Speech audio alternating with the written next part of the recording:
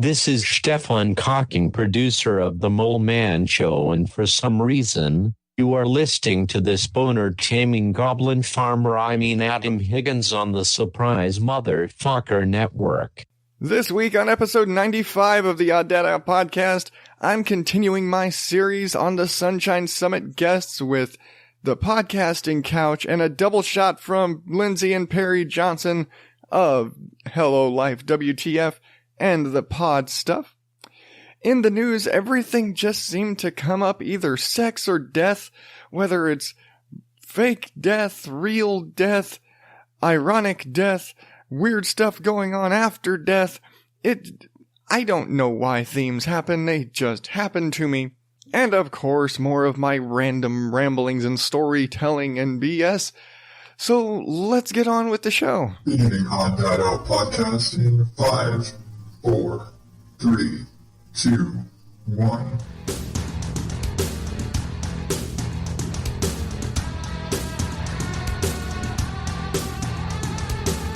Welcome to the Odd Dad Out podcast, where normal is not my specialty. I am your host, as always, the awkwardly delightful Adam Higgins, the Odd Dad Out. And if you are new to the show, thank you. So here's what I do here. I share some random stories and crap that's going on in my brain. I make fun of some weird news stuff, and I wrap it all up by telling you about some in this case, podcasts that I think you need to check out, because I just can't do one thing. I've got to share lots of stuff in every show. You're welcome. So, how are you? Why do I always ask that? Nobody responds. It's not like, I think if I just started hearing responses through my headphones, I'd probably freak out more than a little bit. But I don't know how to transition. That's my problem. I just don't know how to come off of, here's the show general description and cue story. No, I'm terrible at that. So it just turns into, hello, hi, how are you? I'm fine. Okay, but anyway. So this week I was kind of reminded of, I kind of had one of those moments. And you could almost say it was like one of those, the 50 Shades story from last week kind of reminded me of this. And then a little experience with my wife over the weekend kind of reminded me of this. And okay, this is all the title, and a lot of stuff could maybe lead. I'm not going to be talking about my sex life because I'm pretty sure it would become non-existent if I were to do that.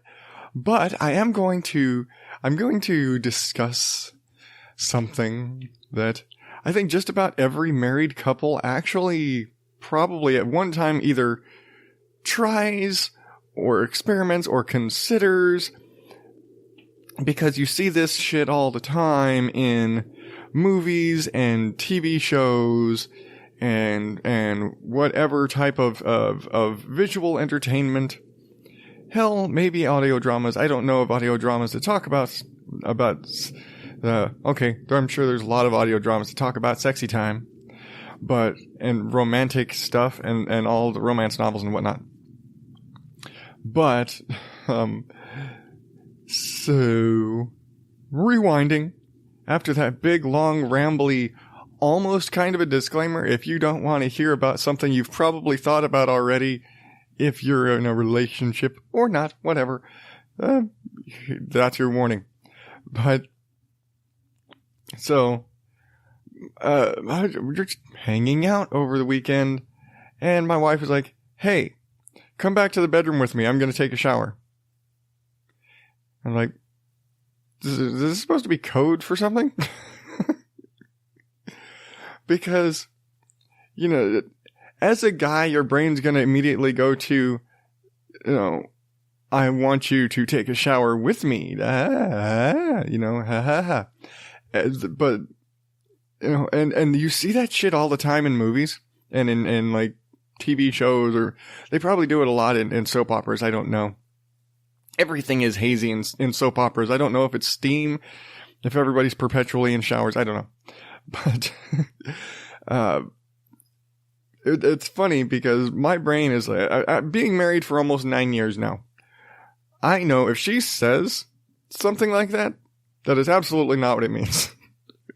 My wife has settled to a point where it's not even mixed messages. The message is gone. I missed the message because she does not know she's too subtle.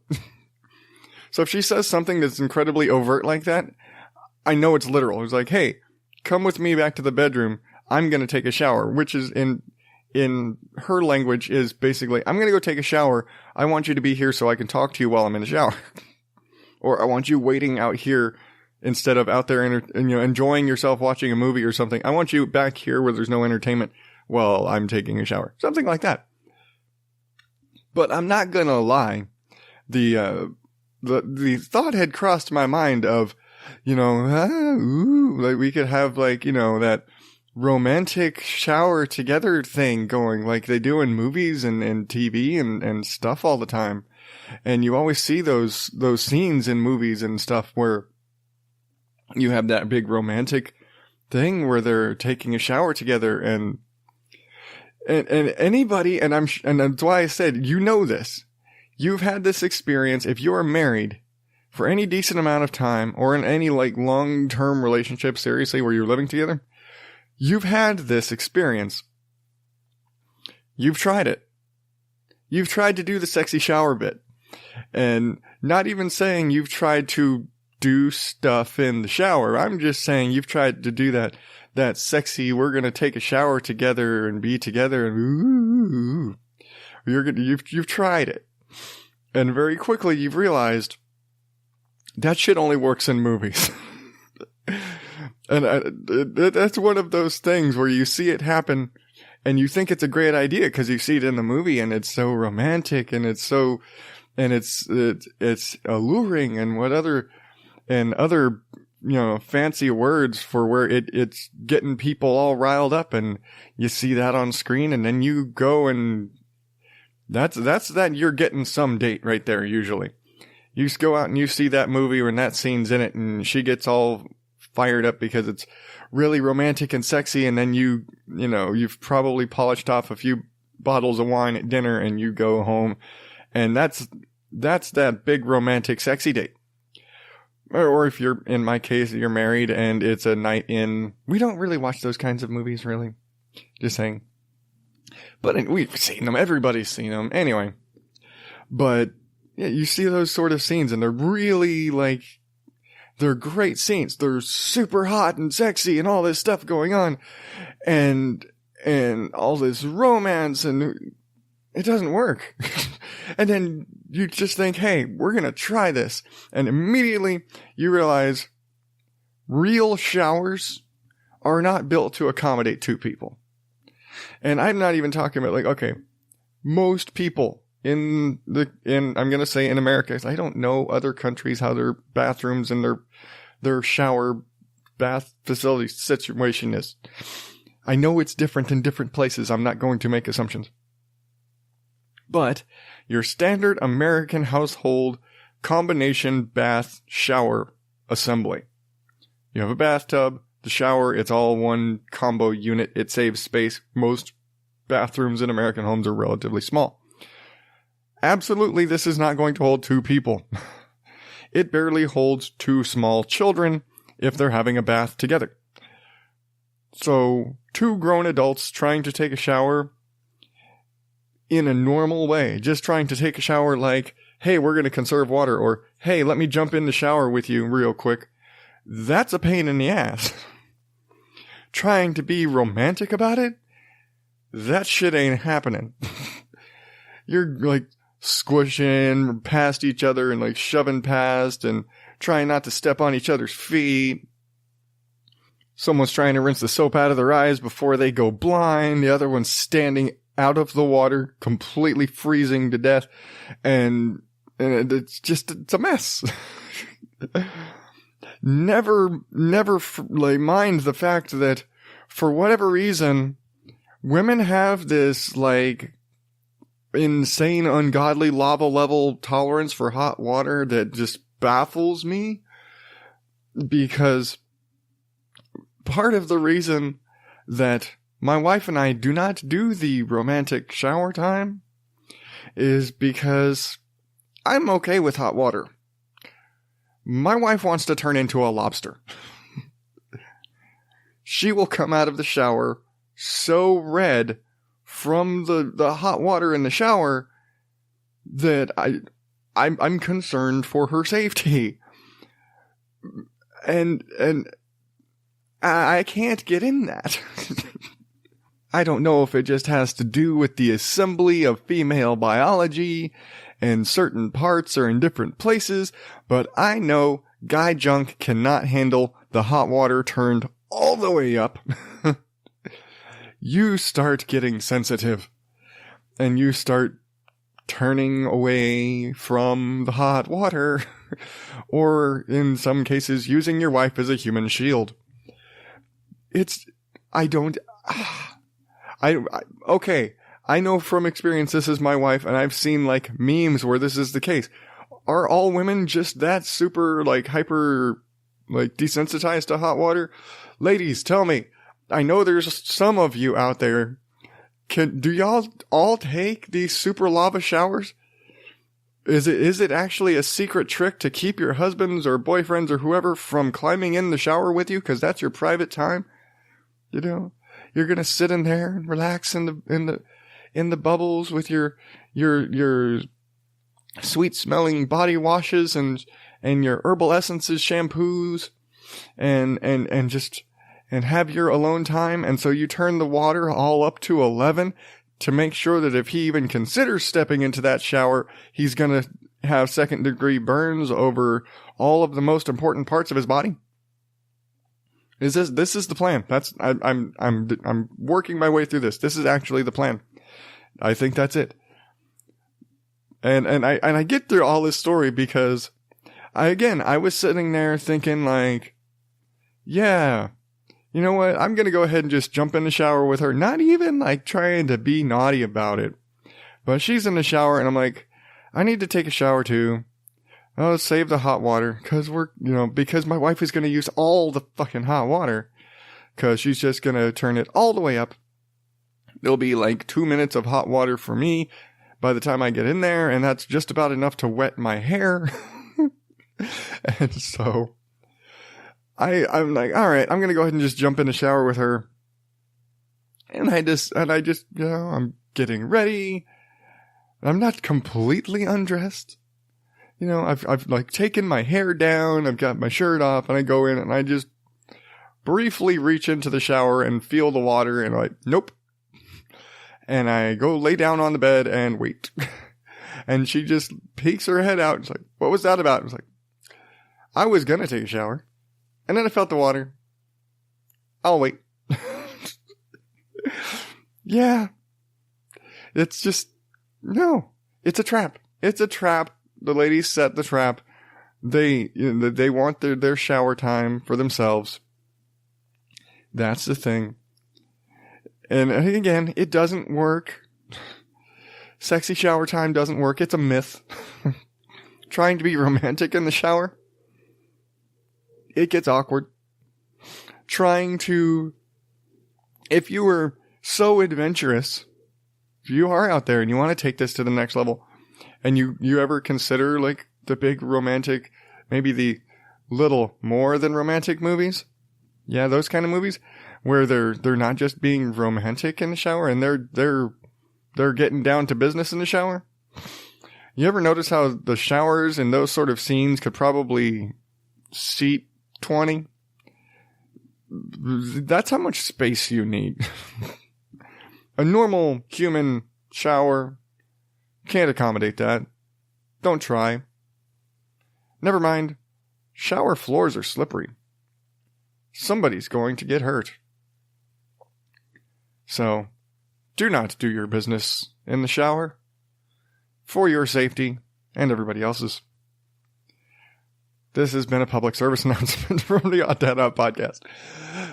Anyway, yeah, I don't know. I'm sure if Brianna listens to this, she's going to want to hit me. But that's why the big, like, forewarning of, I'm not going to talk about my sex life. And I feel like this is one of those situations where I think everybody's tried it or done it or thought about it. Really. You hear about it all the time. Again, you see it in movies and TV and all this crap. People having their romantic shower time together. I remember the bit in that movie, Captain Ron, with Martin Short and Kurt Russell. And the husband and wife, they're like on the boat and they go and they're going to have sexy shower time and haha. And then they get locked in the shower. And then the handle breaks off of the shower and they can't turn the water off. And because it's on a boat, it's a watertight shower door. And the water just keeps coming up. And they almost drown in the shower. That's a pretty close representation of how that might go. Or even, you know what, and forgive me for knowing this reference. There was an episode of Sex and the City. Yes, I know. You can shake your head at me. There was an episode of Sex and the City where Carrie and Aiden, moved in together. And, like, he jumped, like, she's taking a shower and he needed to get, and he was like, I gotta go. And he jumps in the shower with her really quick so he can take a quick shower. That's about it. If you've ever seen that scene, the just awkward, hold on, it's like stepping on my foot, hold on, you're in my hair, don't pull my hair, whatever. All that awkwardness. You're just two people crammed into a very tight space with water falling on you. That's what it is. That's reality. That's like the only time I've seen in like any sort of entertainment field where they express the reality of that situation.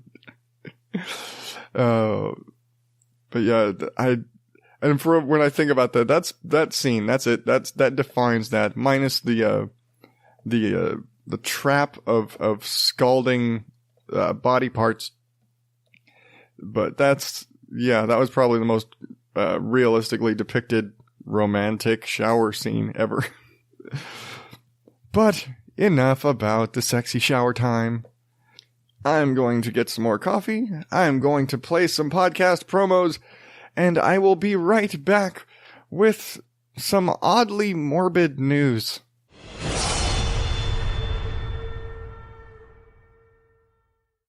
Hello, my friends. We are the Who's Back the Puns podcast. My name is Bradley J, and I'm here with Nico. Hello, guys. And Fuzzy Dan. Hello. And we are a pun podcast. We watch 2 movies a week. You go. How about you go? We watch 2 movies every week that have absolutely nothing to do with each other except for the fact that they have a tenuous link in their titles. Dan, if you'd like to give us an example, perhaps. We recently did an episode, John Wickerman. John Wickerman. We did 10 Things I Hate About U-Turn. And our upcoming episode to be recorded tomorrow, The Evil Deadpool. We discuss each of these movies individually, and then we do what we like to call the mashup, and that's what these movies might stylistically look like if they had crossover characters or plots or scenarios, etc. Exactly, and this is all fueled by our rage and lots of drinks. We have drinking rules, so you can drink along at home or in the office or wherever you listen to your podcast. On the bus. Driving to work. Brown bagging it in public transport, yeah. Yeah, so we give shot penalties for particularly good puns. We give shot penalties for particularly bad puns. And lots of high fives thrown around, so, it's all good. You can find us on iTunes, and you can find us on all your other podcast catchers, Stitcher Radio, etc. You can also stream us right from our website, which is whospikethepuns.com. We hope you check it out. Hope to see you out there in podcast land. Enjoy! Stay cool till later.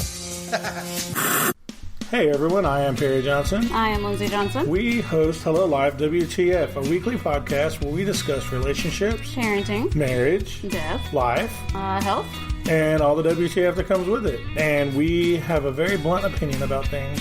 You can find us on iTunes, and Stitcher, and SoundCloud, Podknife, and of course. We'd love to get to know you better, so join us on Facebook or Twitter at Hello Life WTF. And remember, you decide what the F is for. Bullshit from the news.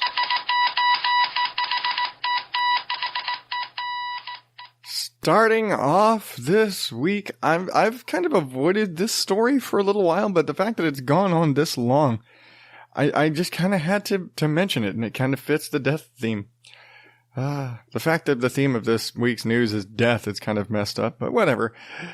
Drug suspect on nearly 40-day poop strike may die.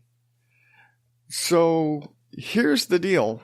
This guy was being chased by police. He was being chased by police for failure to stop when they flashed their lights. So literally, this guy probably could have been pulled over for a broken tail light, and he ran. And so they chased him, because, you know, when you run from the cops, they're going to chase you, because why are you running? Well, as he was running from the cops, they see him shoving something into his mouth. He says it was fried chicken. They're saying it was drugs. And they're saying he scarfed a notable amount of crack cocaine and heroin. So naturally, in order to prove that, they need the evidence. They need him to pass the evidence. So they need him to poop out the evidence. He has been on a poop strike. He's been under 24-hour surveillance. Not like there's a camera up there. Like there's 2 guards watching him 24 hours a day until he poops so that they can get the evidence. It's been over 40 days now.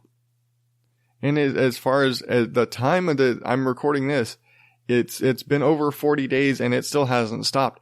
And there were even some people that were like doctors that were saying I think they said the old record for forcibly non-defecation or whatever you want to call it. Basically holding out for that long was like 33 days. And yeah, I can only imagine what 40 days of holding it in. And he's still eating. That's the thing. And there were some reports that were saying, oh, he's like going on a hunger strike. He's avoiding eating solid foods so that he won't go. It's apparently no, he's been eating and he's been drinking water and all this stuff, but he has not voided his bowels in 40 days. And basically the compacted backup of matter into his digestive system could kill him, because that's not supposed to stay in your system. It could get sepsis, and I'm just talking out of my ass. Sorry, I didn't mean that one. But yeah, I'm just like, there's so many things that could go wrong. He could rupture a bowel. He could just back up so far that it starts getting into or like backing up into a small intestine and causing trouble there, leading to more infections and things. You know, I said, if he just holds out, it's bad for your system in general to be so compacted. People die from that, and he could die from that. And they're saying, yeah, we're not needing the drugs for the charge, but it would sure help. They really want to get, like, they want the evidence. They want, it's like, and you have to assume that this guy, it was drugs, because there's no reason to hold out.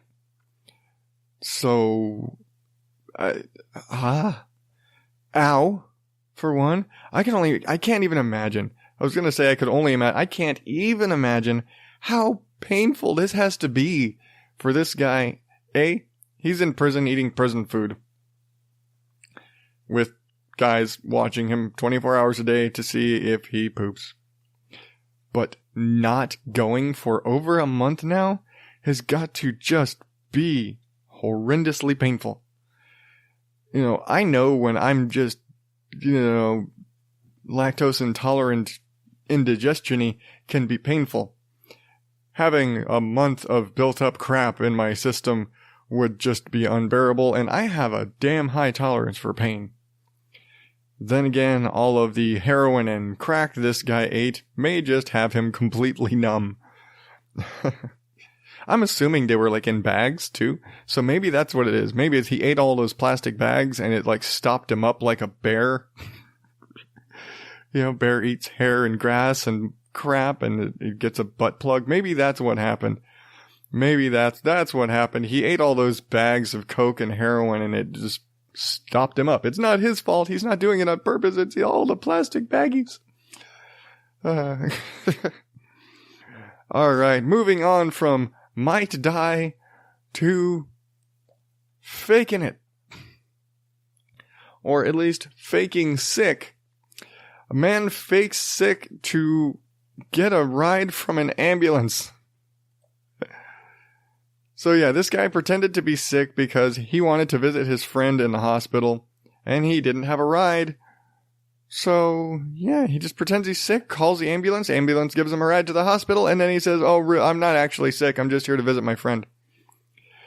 Yeah, he had reduced sensation in his legs. And I don't, it's like, fucking walk it off. You're, sitting funny. I don't know. Who needs okay, I won't be that insensitive. Who needs an ambulance just because your legs are tingly? I live near a billion fucking old people, so I can't say that. I'm sure there are people, I'm sure my next door neighbors, if they had tingly legs, they'd call an ambulance. So I can't necessarily say that. But I'm curious because the article doesn't mention if he is going to be in trouble. And I know if you did that shit, this happened in England, but I know if you did this in the States, you could possibly be arrested. Never mind the fact that you have to, even if you normally use an ambulance, you have to pay a ridiculously large ambulance bill. But I'm pretty sure that if you did that in the States, they'd arrest you for abuse of emergency services. I think even if you called like a private ambulance company that they may charge, they're going to charge you, but they might, file charges on you for that. Cause yeah, that is abuse of emergency services. You can't use a ambulance as an Uber. It's an ambulance, not Uber, not Lyft. I think there's another one of those things around. It doesn't matter. That's not what they are. It's for people who are dying to go to the hospital. Like, if your leg is tingling because you just got shot, fine. If, I needed to visit my friend, you stabbed yourself in the leg, fine. Maybe you'll have the little cot next to him in the hospital. But just, nah, dude, call an Uber. Fucker. Because the bill is going to be so much worse. So much worse. I know the one time I was in an ambulance, that ambulance bill came back, it was nearly $900. No. It's not worth the ride. Just walk, dude. Something. Hitchhike. Not an ambulance. All right. Moving from fake illness to fake death.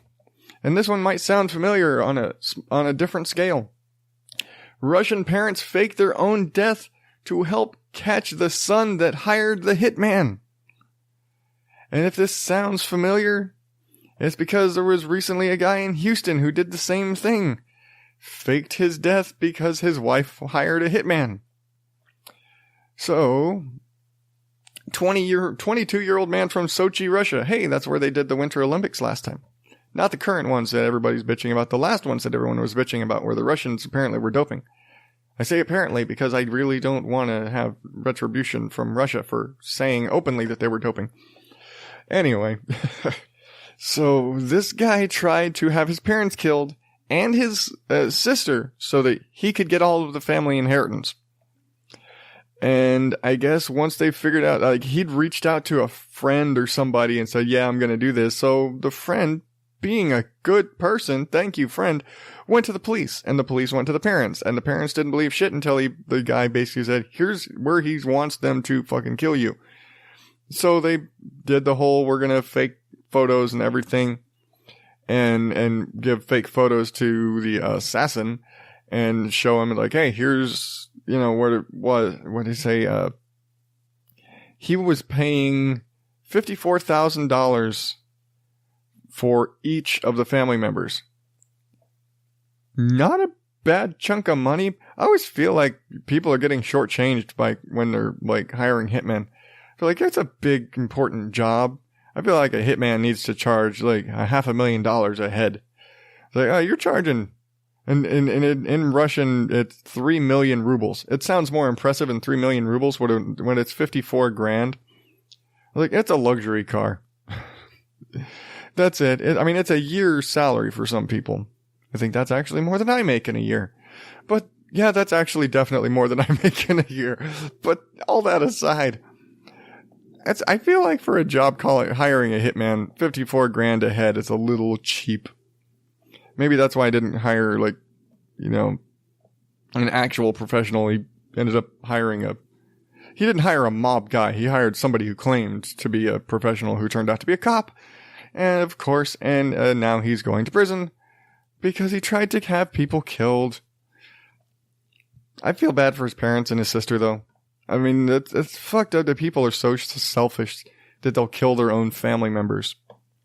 I mean, it's bad that people are trying to kill anybody, but the fact that you're trying to kill your own family members over money is just fucked up. But now we're getting into the real death. And I guess I should put a disclaimer. I'm not making fun of this person for dying. This person died. I'm not making fun of them for dying. I'm actually more making fun of the surviving people who don't fucking get it. So, YouTuber who claimed veganism and faith cured her cancer died of cancer. So, there was a woman who ran a YouTube channel with her niece. And I guess this woman was diagnosed with stage 4 cancer.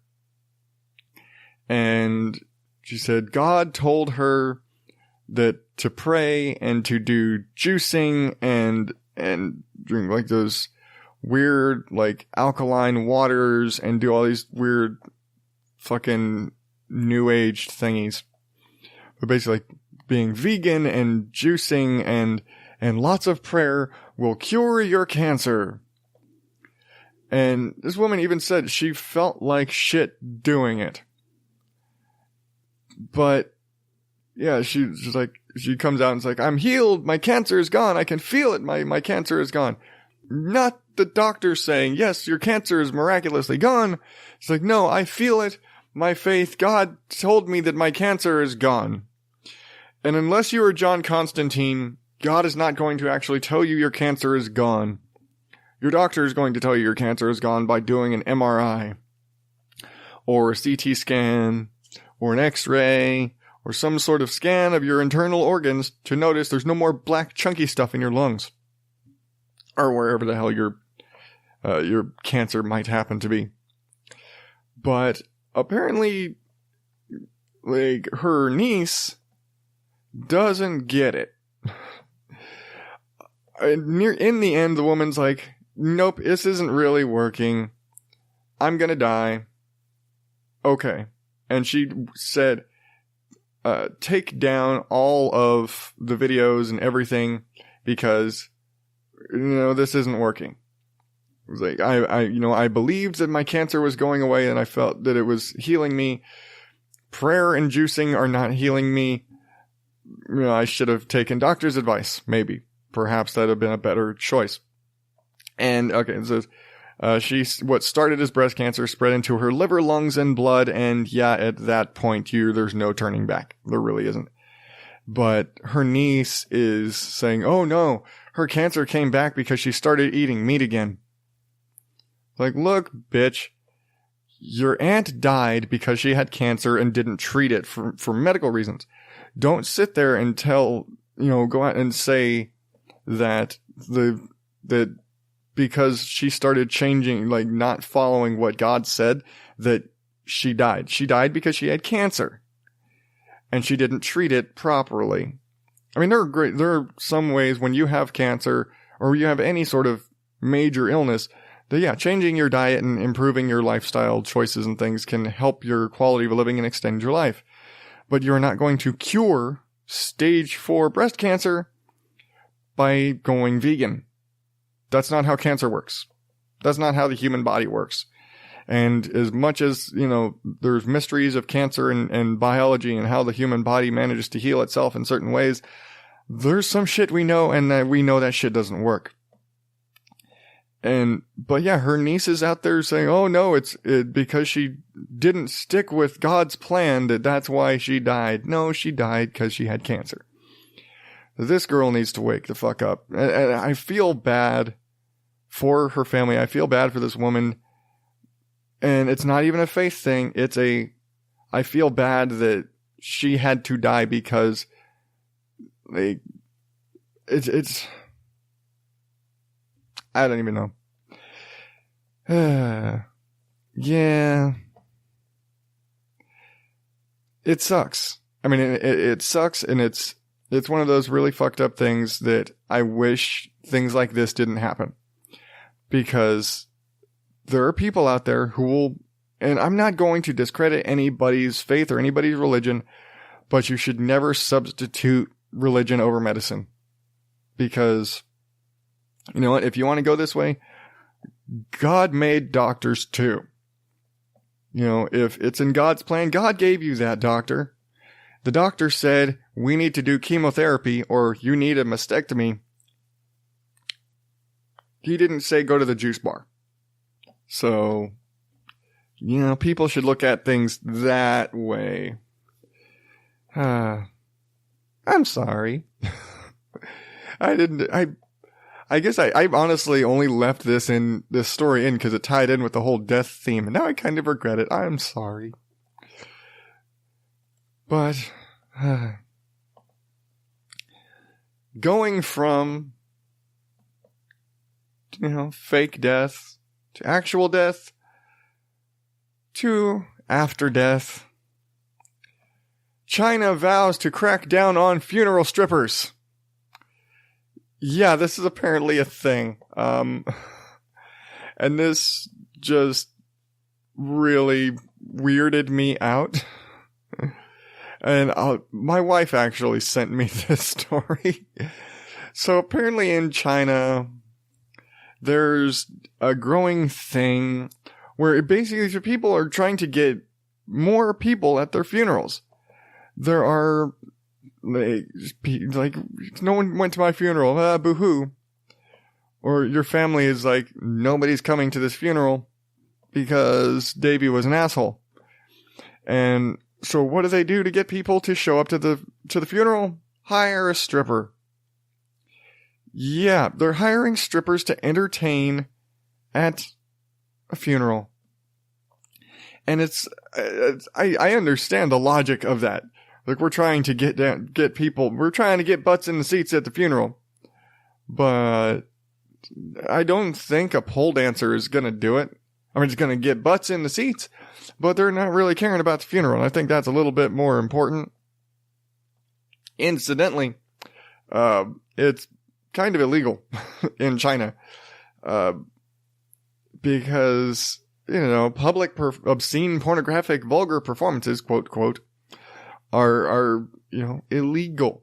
They're very, you know, it's kind of, those things are restricted to certain places, and a funeral parlor is not where you're allowed to have a pole dancer. And so the government is actually trying to crack down on this really weird phenomena. But it's just, I guess it's just like they're wanting entertainment.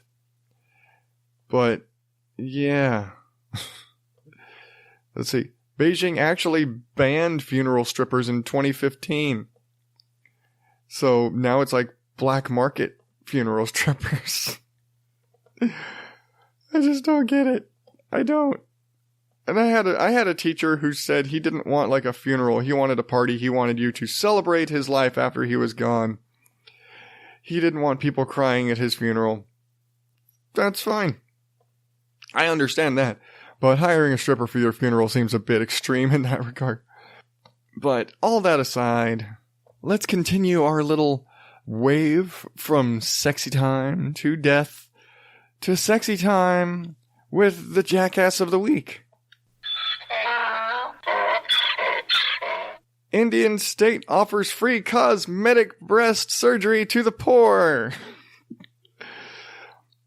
Yeah. So apparently, I can't pronounce this, Tamil Nadu in India, the government are tackling poverty by trying to improve the living quality and the overall temperament of the less fortunate by giving out free boob jobs. Yeah. So they are offering free cosmetic breast surgery to both poor men and women, which are actually funded by their health department.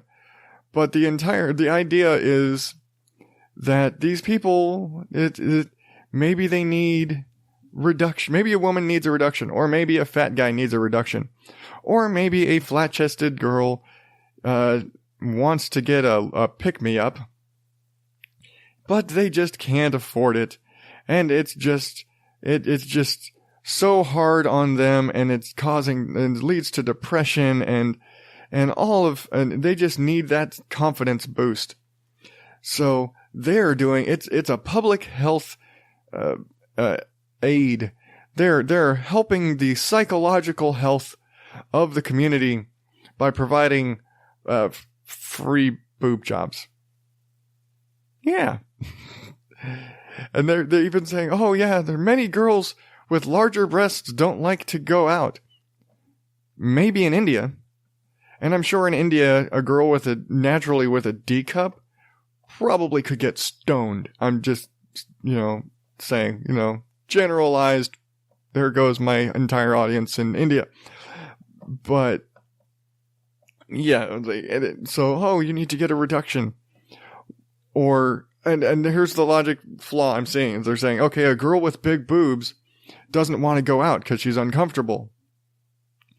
And a girl with no chest doesn't go out because she has no chest and she needs to get fake boobs so she's confident enough to go out. You're playing both sides of the field here, guys. You are in a badminton match against yourself because you're saying that big boobs are a confidence problem and small boobs are a confidence problem. And let's just be honest, that's true. That is true. There are girls who get them knocked down and there are girls who get them picked up, and it's just a matter of finding a happy medium. But I don't think that the government should be giving out free boob jobs for any reason, especially when you're trying to do it for public health benefit. You could probably be putting that into, I don't know, immunizations, maybe improving the water quality, vaccinations for the poor would be a better use of the funding than fake boobs. Whatever the hell, asshole, came up with the idea, and I get it.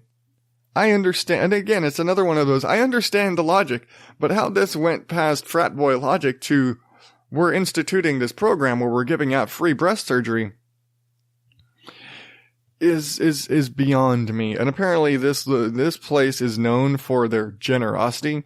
They give out free wedding jewelry and free wedding venues to the poor and all this sort of stuff, but those the jewelry doesn't, but here's we're going to provide a venue for you to get married and things like that. That's nice. It's very generous.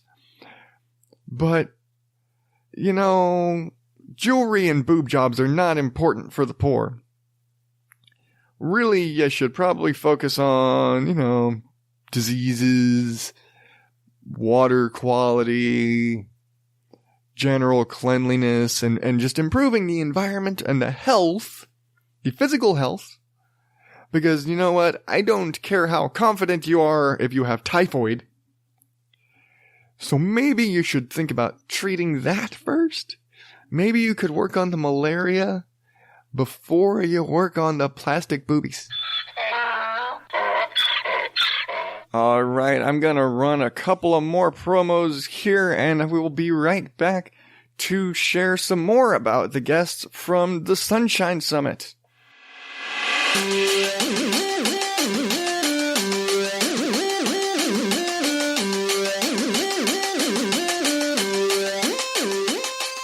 You ready to jump? I don't know. Jump where? All up in that pod stuff. Wait, what's a pod stuff? The Pod Stuff is a weekly podcast hosted by Perry and Lindsay Johnson. Oh, those ones that host Hello Life WTF? That's the ones. Pod Stuff is defined as anything to do with podcasting. So, like, podcasts? Yes. Interviewing podcasters? Yes. What about reviewing host services? I would assume. Industry professionals? Mm-hmm. Equipment? Yep, for sure. What about more than that? Oh, hell yeah, there's a lot more than that. So you're telling me listeners can tune in and hear not only interviews with their favorite podcasts, but they can also hear from podcast experts? Well, where do I pay for all this? What I'm telling you is all of this is for the low, low price of nothing. Just subscribe and download our weekly show on Podbean or at iTunes, and you will be there. But wait, what if I am a listener who wants to make a recommendation? Or maybe I'm a podcaster, or I'm a podcast expert, podcast service, or equipment provider. How do I get involved? Well, it's as easy as following at the Pod Stuff on Twitter and sending a direct message. Or, if Twitter's not your game, you can join the group on Facebook at facebook.com/groups/thepodstuff, or you can email thepodstuff@gmail.com. The Podstuff exists to passionately promote you and things that you love. Man, that sounds awesome. So let me ask you again. Are you ready to jump? I'm totally in. You think everyone else will be? I don't know. Why don't we ask them? Hey, listeners. Are you ready to jump? All up in that pod stuff?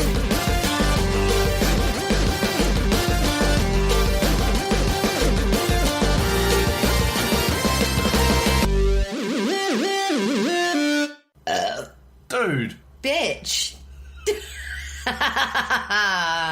So this is what our podcast is normally like. My name is Gareth. I'm Bex. Why did you say it like that? What? Because I didn't realize you were going to leave that in there. That's why I tell you, the mic's live all the time. You're a dick. And you can experience this kind of random shenanigans every week on our podcast, Gareth's Random Ramblings. You With can find Bex. us... What? With Bex. You get... Fine. It's Gareth's Random Ramblings. You can find us on iTunes or Spreaker, or you can also check out garethsrandomramblings.space. Because Gareth is too cheap for the .com. He's just a guy, he loves to ramble randomly across the wire. It's Gareth. Recommended listening.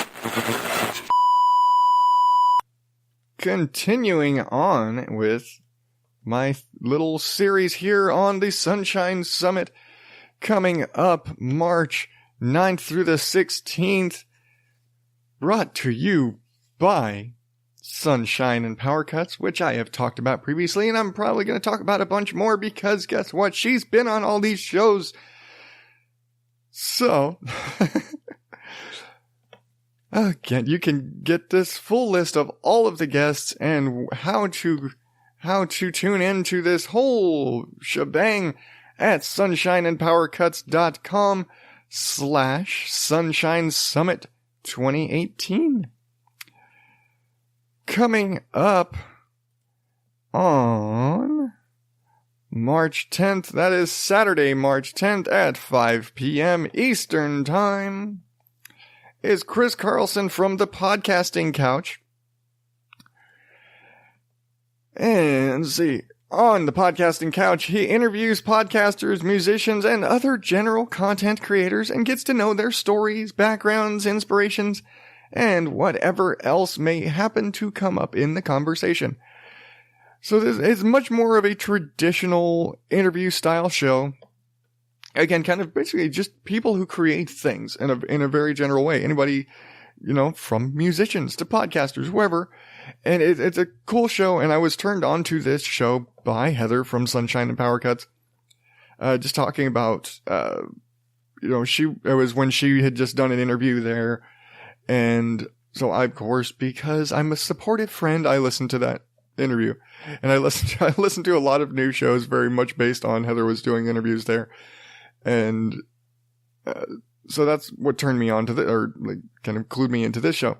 And it's a good show, and it's interesting because, again, it's a more traditional sit-down interview style show, but again, in the style of a good interview show, it's not, okay, question A, question B, yep, okay, question, answer. It gets very conversational. And I like that. And that always makes for a good interview. Because I hate those sort of, buy the cards, here's the answer, buy the card, and like, read the card, here's the answer, here, it's garbage. It's a good show, and the fact that it's all creative people is really kind of a nice, it's something different. And that it's not just, oh, we're interviewing musicians, or, oh, we're interviewing entrepreneurs. It's a variety of people who are creating things, and he just likes to talk to people about what they do, which I like to do, but I just can't. My antisocial kicks in. But, so, yeah, again, Chris is going to be on at 5 p.m. Eastern on Saturday, March 10th. And you can find him at thepodcastingcouch.com.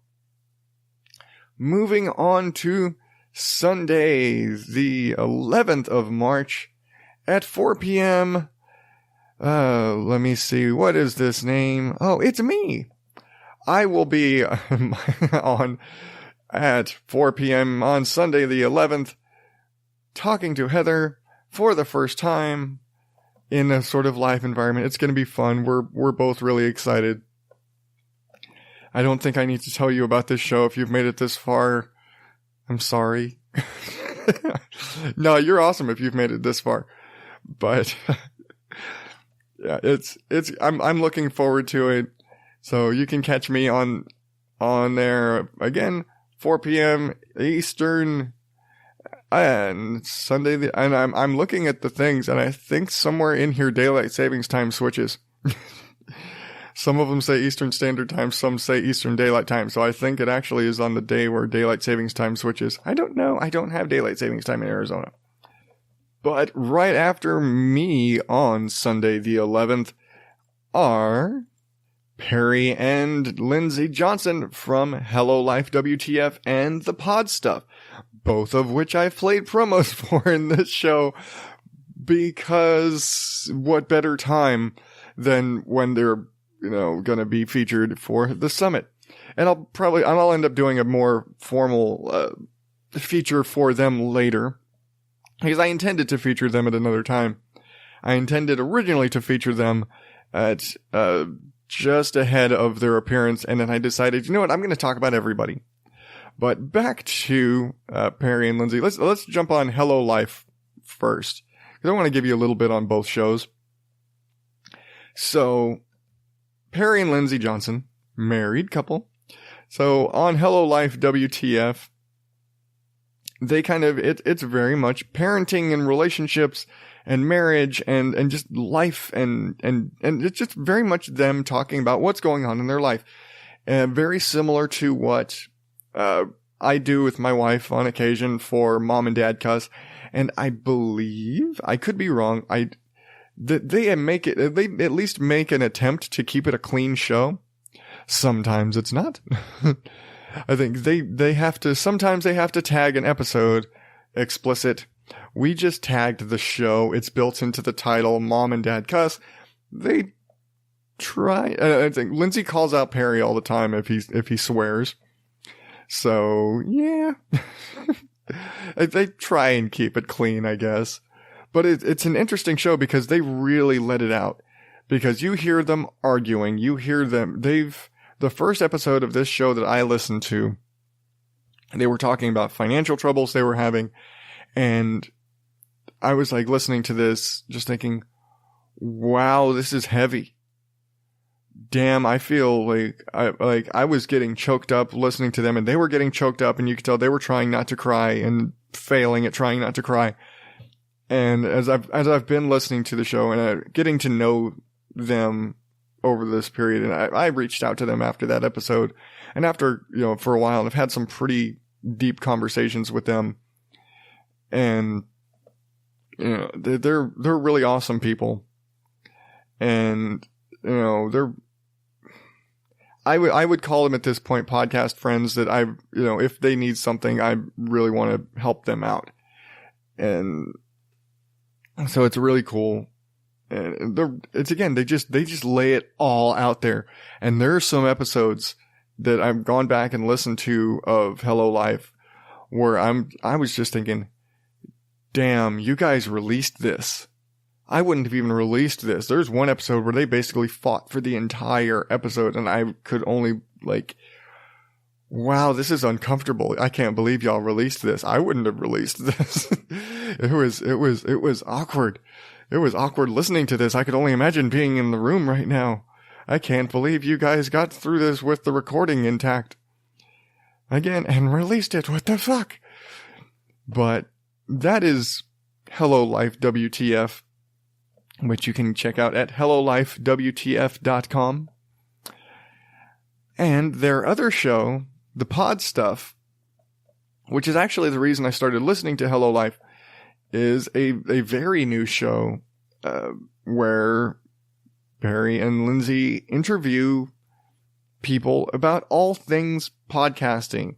And so far, it's just been a massive number of podcaster interviews and different hosts.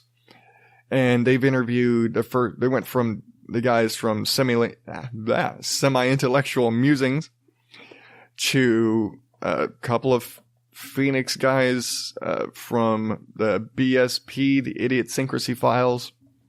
I'm probably going to check them onto the list for a future feature. Future feature. Say that multiple times when you're sleepy.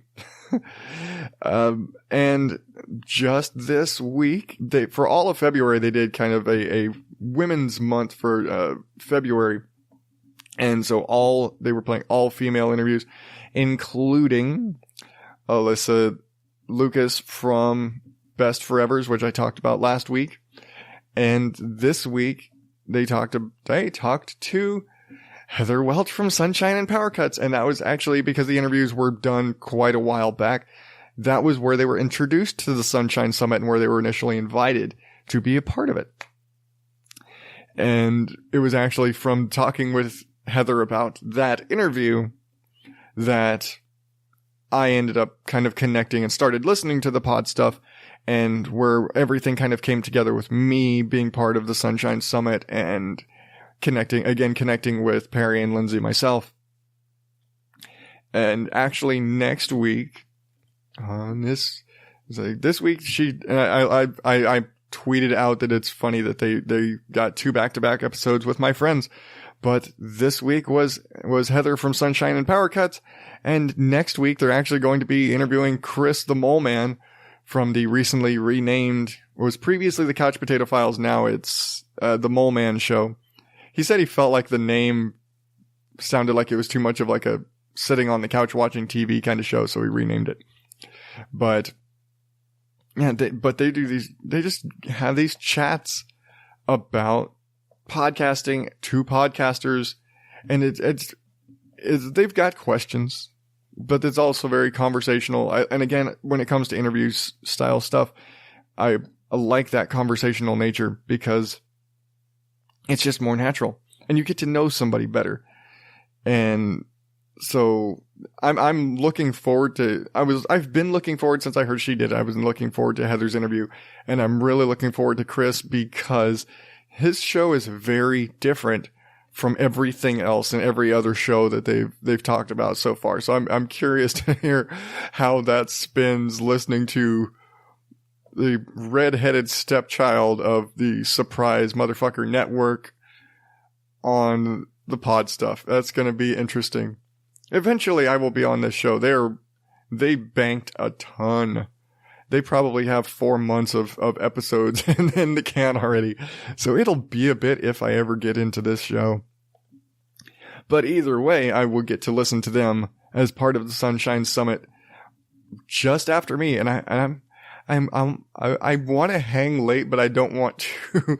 I don't want to overstep my segment in the show, and just I almost want to just hang back and talk to them too throughout the whole day of events. Because again, they're like, I'm on at 4:00 and they're on right after me at 5. But I'm excited to hear more from them outside, and I almost feel like it'll be more like an extended episode of WT or like Hello Life for them, because that show is so open and so just conversational and just them talking about things very naturally. So it'll be like Heather sitting in on a Hello Life, being part of that conversation. So it's going to be fun. The whole thing is going to be fun. I'm looking forward to Heather's further chatting with them, and maybe getting to chat with them myself. I don't know. Stuff is going, their whole life, everything's going crazy with them right now. So the fact that they're still churning out 2 podcasts a week is quite impressive. I'm not even doing that right now. But you can check out the pod stuff at thepodstuff.podbean.com. And again, Hello Life is at hellolifewtf.com. And I'm just looking forward to the whole thing. I'm going to try and check out as many of these as I can. Again, a lot of these are later in the day. I may be working or whatever. So it's, work-life balance. It's kind of a pain sometimes. But I'm really looking forward to the whole thing. And especially these sort of segments, because the later segments that we're getting into are people I know. And so, I wasn't so familiar with the first few guys. The shows I talked about last week, not as familiar with them, but almost everybody going forward I know, or much more familiar with. So this is where it's really going to get good for me. But that is it for that bit today. Before I wrap up the show, I do want to give a special shout out and thank you first to Chris from BSP, the Idiosyncrasy Files. He actually reached out to me after 2 weeks ago from the episode where I was talking about the Hoop Dancing Festival and the fry bread, and actually recommended a fry bread house for us to check out because our last fry bread experience wasn't so great. It's kind of far. I'm going to admit it's in like near downtown Phoenix. It's actually very close to where the festival was held compared to where I live way out in the boonies. But thank you for that. And I'll probably want to try and check that place out when we get a chance.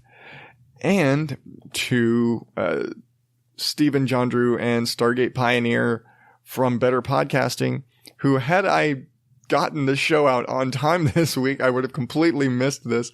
But on their show yesterday, their live show, and I don't know if the episode, the podcast is dropped in iTunes yet, but they actually had a big shout out to me, and they said a lot of really nice things about me from my segment from last week when I featured their show as part of the Sunshine Summit. And so, and speaking with Heather last night, because especially going around show days and as it's getting closer, I like talking to Heather about things, and she caught up and she listened in on that show. And I told her, I was like, for me, as much as I do these segments and feature these podcasts and say, and heap a lot of praise on other shows, in the end, maybe it's just my imposter syndrome showing, but I listen to all these guys, and, I tell you what I like, and I tell you how much I appreciate these shows and how much I like them and how much I enjoy what I enjoy about these guys. I mean, any of the shows I've featured. But for me, it's weird and it's humbling, and I get choked up anytime anybody acknowledges it. Because to me, you guys are all the stars. All these people, they're the ones that are out there. They're awesome. They're so much bigger and so much brighter and so much better at this shit than I am. And so for them to almost get choked up, listening to them on Better Podcasting, almost getting choked up about what I said about them.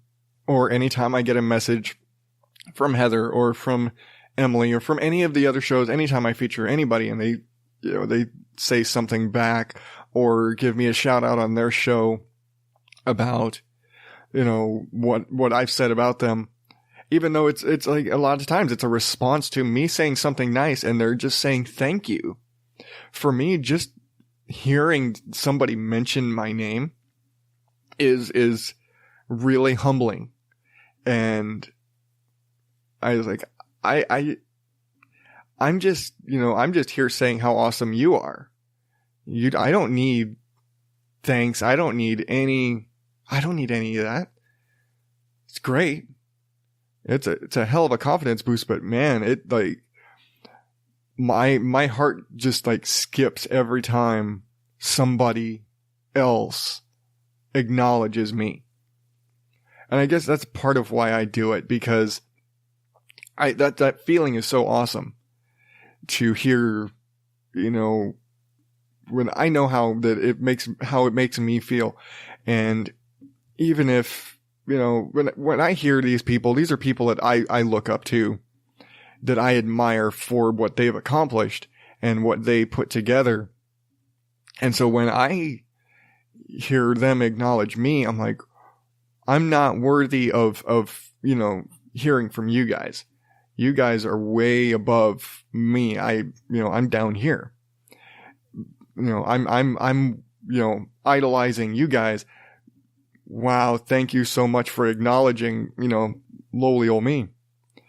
But I know how that the way that makes me feel, how great I feel when they do that. So, I mean, maybe subconsciously, that's why I keep doing this, why I keep talking about all these other shows, because, you know, if guys like SP and Steven can get choked up from what I said about them, and they're awesome, they're way above me, then I can only imagine what somebody maybe closer to my level, somebody who is like one of the small people down here with me, how much better that must be. If even the big guys get choked up, then I can only, you know, imagine it's a good feeling when somebody acknowledges you. And I totally get that. So that's why I do this. Again, I have to talk through things.